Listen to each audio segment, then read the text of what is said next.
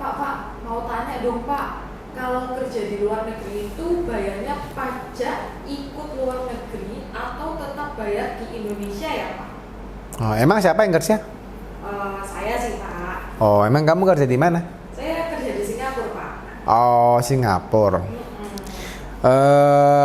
Biasanya kalau kamu sudah kerja di luar negeri, terutama Singapura ya, itu kamu sudah langsung otomatis dipotong pajak. Ya, karena biasanya negara yang maju itu pemotongan pajaknya sudah sangat cepat ya, dan mereka sudah pakai program, pakai sistem semua. Jadi kamu tidak perlu bingung, setiap penghasilanmu akan dipotong sama pajak oleh pemerintah.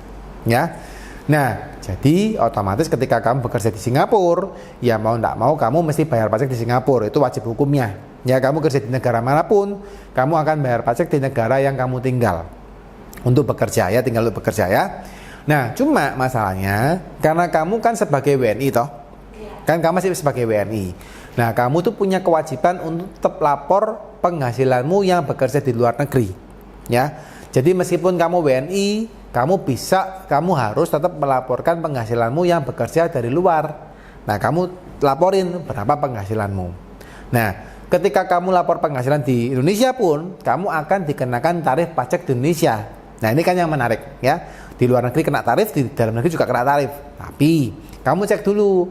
Kalau Singapura seringkali itu tarif pajaknya dengan Indonesia dia ada perjanjian penghindaran pajak berganda. Jadi Indonesia sama Singapura tidak mau pajaknya dapat 2 kali. Ya, jadi kalau udah bayar pajak di Singapura ya sudah. Cuma kamu cek dulu pajaknya Singapura berapa. Misal tarif pajaknya Singapura 17%. Ya. Nah, terus kamu cek di Indonesia ternyata tarif pajakmu 15% karena kamu masih belum dapat penghasilan yang besar. Kamu cuma dapat tarif pajaknya 15%. Maka kamu tidak perlu bayar pajak lagi di Indonesia. Tapi ketika kamu misalnya kamu dapat uangnya atau dapat gajinya gede nih, misalnya 1 tahunnya bisa 500 juta gitu ya. Nah, mungkin kamu sudah kena tarif yang 25% atau 30%, ya. Nah, kalau tarif pajaknya Singapura lebih rendah daripada Indonesia, maka mau tidak mau kamu mesti nambah bayar pajak lagi di Indonesia. Ya, jadi kalau lebih kecil tarif pajaknya di Indonesia karena penghasilannya lebih kecil, maka kamu nggak perlu bayar pajak tambahan. Tapi kalau lebih besar penghasilannya kamu, tarifnya juga lebih besar, maka selisihnya antara pajak Singapura dan pajak Indonesia itu kamu harus bayar selisihnya.